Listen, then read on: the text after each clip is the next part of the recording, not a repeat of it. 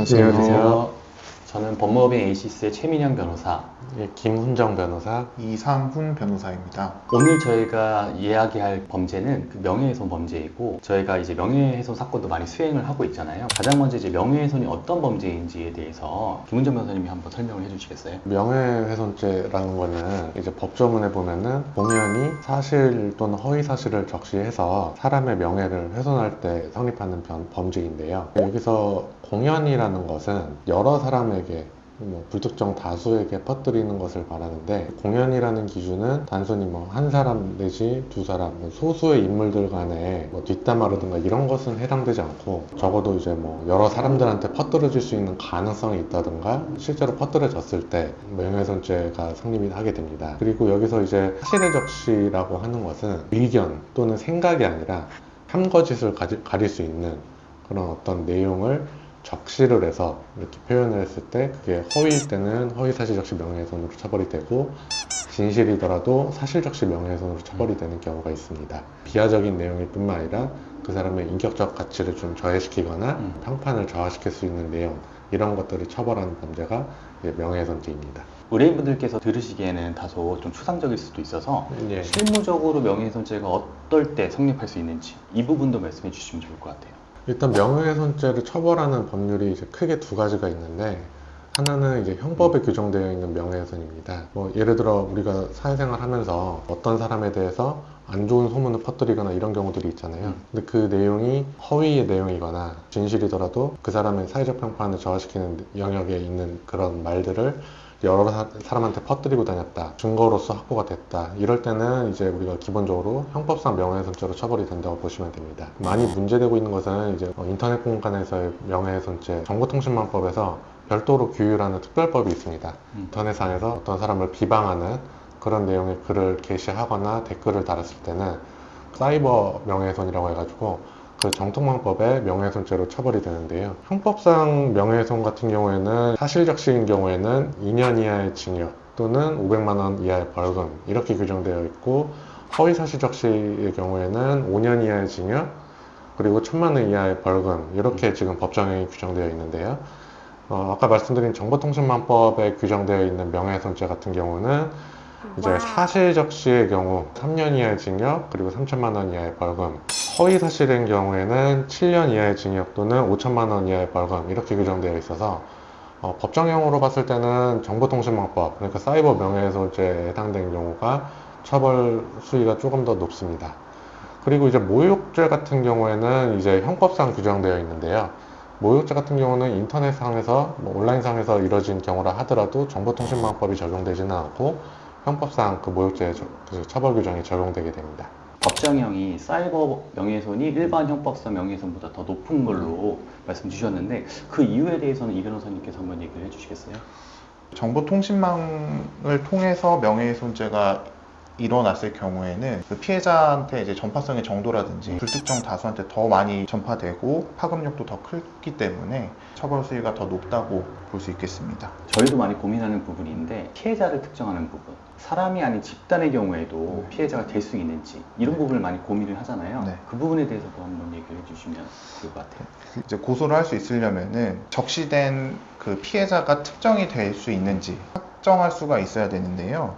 온라인상, 사이버상에서 이제 피해가 발생했을 때가 문제가 됩니다. 온라인상에서는 실명으로 이렇게 게시글이라든지 커뮤니티라든지 이런 데서 활동을 하지 않는 경우가 더 많기 때문에 아이디나 닉네임 만으로 이제 피해자가 특정이 됐냐 문제가 될 수 있는데, 우리 판례 입장에 따르면은 아이디만으로도 특정이 될 수 있는 경우가 있습니다. 피해자 특정의 문제에서 그 사람의 실명이 거론되지 않다고 하더라도 표현의 맥락이나 앞뒤 정황, 종합적으로 봤을 때 보는 사람들이 누구인지 특정할 수 있을 정도로만 된다면은 굳이 그 사람의 실명 자체가 언급되지 않아도 피해자로 특정이 됐다라고 보는 경우가 있습니다.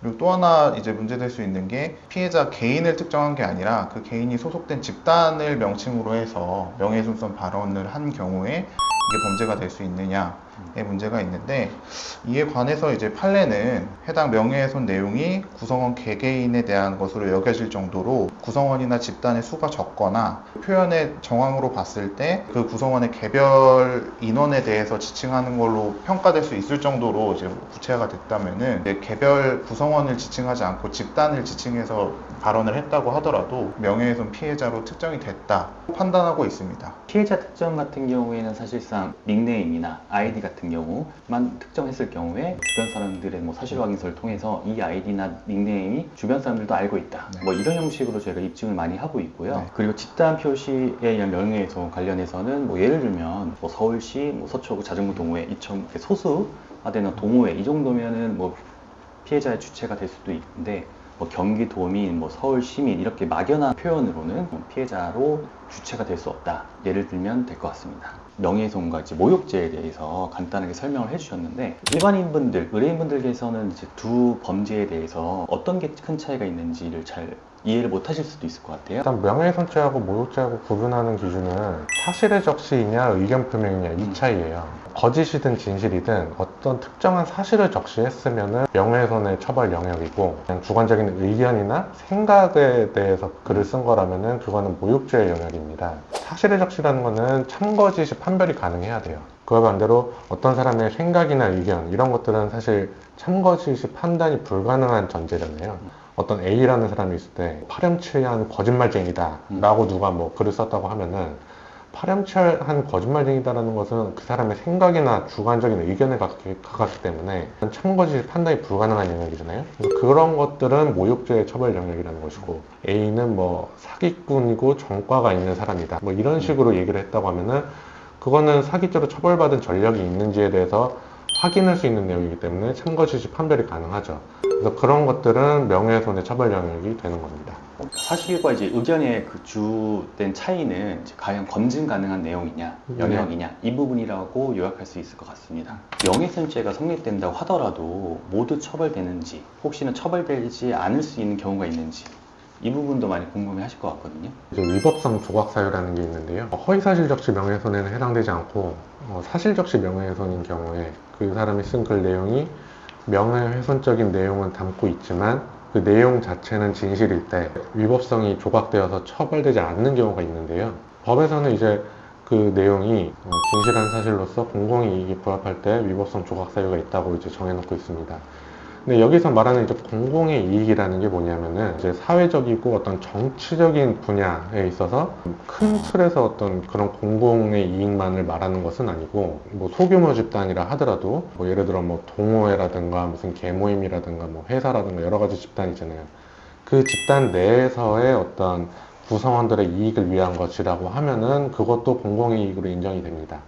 그렇기 때문에 단순히 어떤 특정 인물을 비방하거나 그 사람의 명예를 훼손하려는 것뿐만 아니라 그 구성원들의 전체적인 이익을 위한 의도가 이제 주로 들어있다라고 하면은 이제 위법성이 조각돼서 처벌되지 않을 수 있습니다. 실무적으로 위법성이 조각돼서 명예훼손죄로 처벌되지 않는 경우 이 부분을 좀 말씀해 주시면 좋을 것 같아요. 네, 실제 판례들을 살펴보면 대표적인 것들이, 아파트 동대표가 자기에 대해서 비리 의혹을 받고 있어서 해명을 하는 과정에서 의혹 제기를 한 사람이 뭐 명예훼손죄로 입건이 돼서 지금 수사를 받고 있다, 이런 부분들을 호소하는 내용 같은 경우에는 공공의 이익의 목적이 부합한다. 그리고 전체적인 취지로 봤을 때는 이게 뭐그 사람의 명예를 훼손하기 위한 게 아니라 해명하는 과정에서 나온 뭐 필요한 발언이었다, 이렇게 판단을 해서 위법성이 조각된 사례들이 있고요. 학생회라든지 이런 집단에서 뭐 문제가 된 행위에 대해서 사죄하면서 타인에 대한 명예훼손적 발언이 이제 포함된 경우에는 해명문의 전체적인 취지나 이런 것들을 고려했을 때 그게 뭐 명예훼손의 고의보다는 사과하고 후속 조치를 하는 그 전개 과정에서 나온 이야기이기 때문에 위법성이 조각된다 라고 이제 판단된 최근 판례도 있습니다. 뭐 저희뿐만 아니라 많은 분들이 배달 앱 많이 사용하시잖아요. 저희가 리뷰 같은 거를 작성을 하게 되는데 과연 그 리뷰 내용이 명예훼손죄로 처벌받을 수 있는지 이 부분도 많이 궁금해 하실 것 같거든요. 결국 처벌되느냐 안 되느냐의 문제는 리뷰 글의 수위가 어느 정도냐 여기에 따라서 좀 달라질 수 있는 문제이고요. 그 글 내용이 어떤 허위 내용을 썼다, 하지도 않은 행위를 했다는 식으로 모함을 하는 그런 내용이 들어가 있다면 명예훼손이 될 가능성이 굉장히 높고요. 그리고 일정 부분 진실이라고 하더라도 그 수위가 이제 너무 이제 높은 경우에는 욕설이 들어가 있다거나 심각한 수준의 인신공격성 내용이 들어가 있다면은 그 경우에는 또 처벌이 될 수가 있습니다. 근데 어쨌든 그 리뷰란이라는 곳은 업장을 이용한 의견이나 생각 이런 거를 뭐 쓰는 것 정도는 그 게시판 자체가 그런 걸 하라고 만들어진 공간이고, 사실 표현의 자유 영역에서 좀 보호를 해줘야 되는 부분도 있기 때문에 하는 본인의 생각이나 비판적인 의견을